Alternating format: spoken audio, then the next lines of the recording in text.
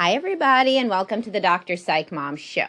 Today, we're going to talk about the words to look out for to avoid women who will stop liking sex. And, there are some men that use these words as well. If so, definitely they are not going to like sex. So, before we get to that, let's just do our usual subscription, beg where I beg you to subscribe, because subscription is wonderful. You get almost 150 extra episodes. The most recent one was why your spouse keeps sending you memes and videos that you do not care about, and why and how to think about this differently for the sake of your relationship. Okay, so what are the words to look out for? I've already talked about in a different podcast the words to look out for so that you don't marry somebody anxious. Because these are the two, by the way, that guys don't like. They don't like no sex or low libido or, hate sex, sex averse. And they don't like anxious and constricted, people that don't want your child to go outside or to participate in activities because they might get ill or they might get sick or their feelings might get hurt or their bodies might get hurt or something might happen. So these are the two main things that upset men, in addition, of course, to anger and yelling. So, men, that makes sense, right? Women don't like those things either. Women do not like men who yell. I have a lot of podcasts about that. They do not like men who are anxious, which manifests as rigidity more than active fear in men, and although it is fear-based. And women with normal libidos don't like low libido men. So before we say anything is wrong about these preferences in men, they are completely normal and women have them as well. All right, so a lot of times guys tell me, oh yeah, sex used to be good in the honeymoon phase. And I'm like, oh yeah, tell me about it. Well, turns out they had, missionary style sex. The woman can have an orgasm only in like a couple ways, one way usually. Sometimes that way doesn't even involve the man. It just involves a vibrator. And basically the sex life was pretty constricted, and the guy didn't even realize it. But often also there are other, red flags besides that it was boring and constricted and not a lot of variety and not a lot of exploration. But the woman was grossed out a lot. She was grossed out by many things. And not only in bed. Certainly she was grossed out by stuff in bed. There's women that are grossed out by any fluid. They're grossed out by pre-cum. They're grossed out by saliva. They're grossed out by cum itself. They're grossed out by sweat. They're grossed out by anything. Or literally any smell. The guy has to basically, there was a scene, I was watching House with my kids. Remember House? And there was this scene where the guy, they thought he had an immune disorder. So he couldn't be around any germs, so they had to scrub him off really good in a shower and then put him in the safe room. That's that's how women who are very squeamish want the guy to come to bed at night. That's what I thought, every single germ removed by a team of experts. But anywho, so, the squeamishness is a super big red flag that when her honeymoon stage hormones and adrenaline and dopamine have receded and she's no longer drunk on new love and thereby more uninhibited, she will be disgusted. And how do women express disgust? And I'll tell you something else about these words too. But how do women express disgust? They say things like yucky, gross, icky, ew, things like that. If she says stuff like that a lot, your sex life's going to go to shit, And so this is something to understand. What else, though, do these words point to? They point to a childishness, right? So a woman who perceives herself internally as kind of a little girl and grossed out by grown-up yucky stuff, this is not going to be your ideal sexual partner unless you have a fetish for this.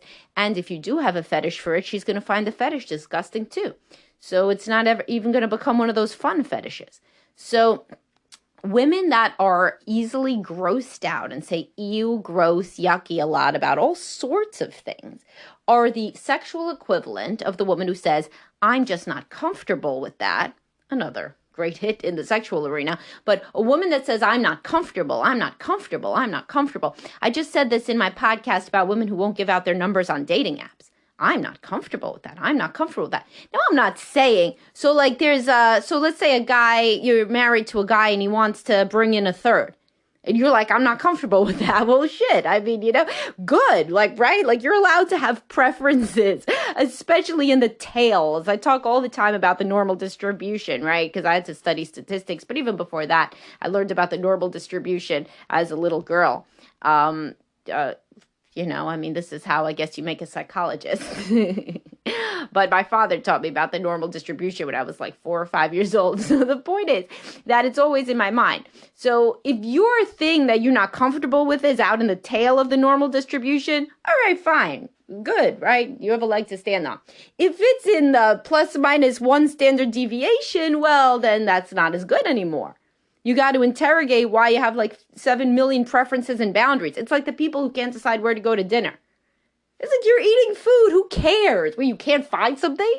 Unless there is a massive food allergy. I am a vegan. I can find something anywhere. I'm an ethical vegan, so I don't want to eat an animal. I can still go to any restaurant. People are like, oh, you're a vegan. Where should we go? Look, we'll go anywhere. And you know what? If I had to get rice and, vegetables, big shit, who cares? It's the experience. It's the experience of going out to eat. So the point is when people have too many preferences and boundaries, it speaks to rigidity, it speaks to anxiety. But specifically when this is coupled with this grossed out little girl thing, then it's going to turn into like when you show your penis, she's going to react like a child being shown a bug, Or like a little girl in a party dress being shown a bug. Ew, gross, whatever you think of as like a grossed out little girl. And you don't need that, you don't need that in your life. So if your wife already acts like that, well, then you should be in couples therapy, right? Because these women make friends with other ones of these women. So just like I talked about in my podcast, why do all your wife's friends have low sex marriages? Like goes to like. That's called social homophily. And so women, and it's not like they all make friends with each other because one of them goes into a group at a mom's group and says, hey, who else is grossed out by dick? No, that's not what happens. What happens is that there's little bat signals that all sorts of, that indicate all sorts of personality types.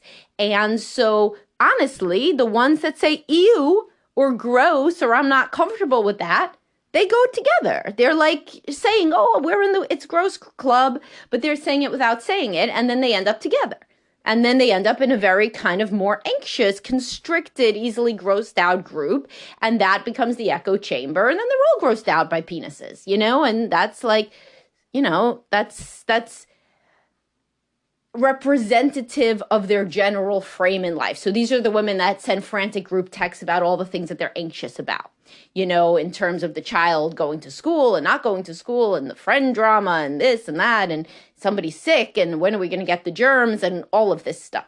So like goes to like. So what I'm telling you is that if your wife is already like this, get into couples therapy because she doesn't even know there's a different way to think about it.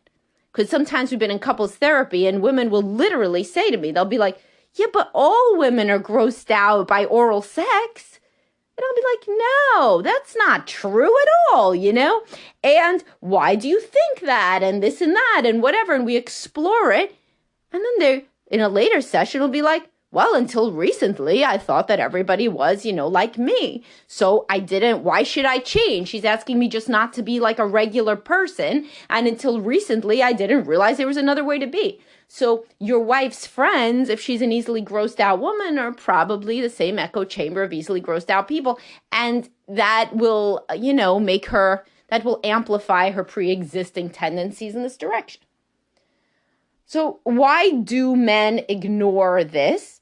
Well, 2 reasons. First of all, in the honeymoon stage, it's not as pronounced. And second of all, they have no fucking idea because most men get married when they're young and they have relatively little experience. On average, men have like, I think 6 partners and women have 4 on average. 6 partners. You got to like 2 of those are complete drunken one night stand that you can't even barely remember. One of them you started hooking up with when you were like literally 16 years old, or something like that. And then maybe your college girlfriend or something, or some girl on vacation. Nobody who's given you profound feedback on anything. Most men feel that they wish they had more experience, and a lot of women feel that way as well. And so they don't know. So from their perspective, if it's a pretty girl and she's just kind of grossed out by stuff, well, you can't get everything in life, and they don't know and they don't think about the honeymoon stage. You should see on my page, there's guys in their 20s that just still think this is a fiction. There's guys in their 40s and 50s who still seem to think that biology and the novelty effect are fictional, and that this is just something that women are inventing. It's crazy. And so the point being that nobody can predict the future. And so that's what I'm trying to help you with here. So definitely, not that you could predict the future, but at least you could see certain variables that concord with later dissatisfaction in certain arenas. Now, a man who thinks anything about your body is gross, run away. There are very few of them. So you never have to be with a man who thinks anything about your body is disgusting, a man who doesn't like to go down on you. I talk about this all the time. So there's probably 30-40% of women don't like to go down on men like at all, even in the honeymoon stage, let's say.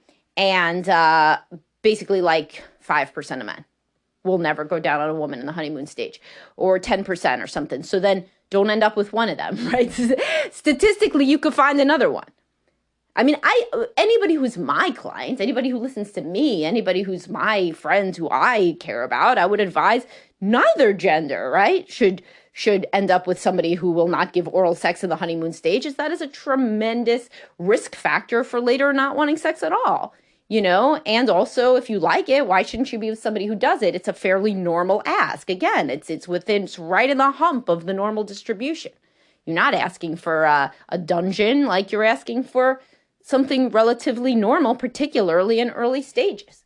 And of course, I have a podcast, lots of podcasts on oral sex, most recently why blowjobs fall off in later marriage. But either way, a man that doesn't like to go down on a woman, or who is grossed out by any aspect, of bodies or anything. So testosterone is protective against that. Ask any woman who's ever tried testosterone, which is prescribed for many things, including depression by functional medicine doctors. And if you try testosterone as a woman, believe me, you'll see why men don't give a shit about anything. They have no fear and they have a high sex drive. They don't give a shit. They're like honey badger compared to women. So if a man with that testosterone is still grossed out by something about a body, despite the testosterone makes you feel like immortal and like everything is sexy and they could sleep with anybody, then there's a real problem. Some real anti-sex philosophies or anti-woman philosophies, or real shame about bodies, or phobia or OCD, something that you don't need to get involved with. So anyway, take that for what it's worth. So what did you learn? It's icky, it's gross, it's yucky. And what if you're a woman listening? So I have a lot of female listeners, about half. And you're like, oh my God, I say that stuff. Well, here's a challenge. Why don't you try to stop saying it, right? It's judgmental and it's immature. So, that's the truth, right? Obviously. So everybody would know that, that's factual. It is literally judgmental and immature. It's an immature way to say it, and it's judgmental. So what if you tried not to? Plus, it trains your kids to be easily disgusted and to be easily, it's the saying, don't yuck my yum. So kids who grow up hearing yucky and icky and gross, they'll be the ones who go to dinner with somebody else's family and they're served, the appetizers are passed around and they're like, ew, no, gross, gross. Man, doesn't that make your stomach twist to think of your kid being so rude, right? I mean, no, you don't want that to be your kid. You want your kid to try things. You want your kid to look at the world as an adventure and a place where they could potentially learn something new that they like, or at least would not feel a visceral disgust reaction, which they have been primed to express by hearing similar expressions in their family of origin. So, so stop saying yucky is the takeaway if you are the one who says yucky. And if you're the guy who married the woman who says yucky, then understand that she was always saying yucky. You were too inexperienced to understand what this portended. And if you got into couples counseling, maybe she could learn that everything isn't so yucky. And yucky goes into closed-mindedness, and it goes into sensory issues, quote unquote, which, believe me, many people have sensory issues, but I have less empathy when the sensory issues are only about touching the guy. So they cuddle with the dog, they cuddle with the kids, they go to fucking spin aerobics, spin class. They do everything involving their body. And then, of course, sensory issues mean they can't touch them. Now, if you're sitting there in like a room by yourself, shaking of fear that anybody touches you, that sucks, And then you got some severe sensory issues that you still could work on, because human beings can learn and grow and practice and all sorts of things. But, the sensory issues that I tend to hear about in couples counseling tend to be more like, I just don't want to have sex, I just can't kiss. I kiss the kids. I hug the kids. I do all these kind of things. Everybody else looks at me as totally normal, but then sensory issues stop me from having sex. Now, that's not the whole story. So, no way. I even have a podcast on that. If chronic pain or depression affects your wife in only one area, called having sex with you. So you could go back and listen to that one. But all right, I hope you guys found this to be interesting. And I will talk to y'all soon. Have a great day, guys. Bye-bye.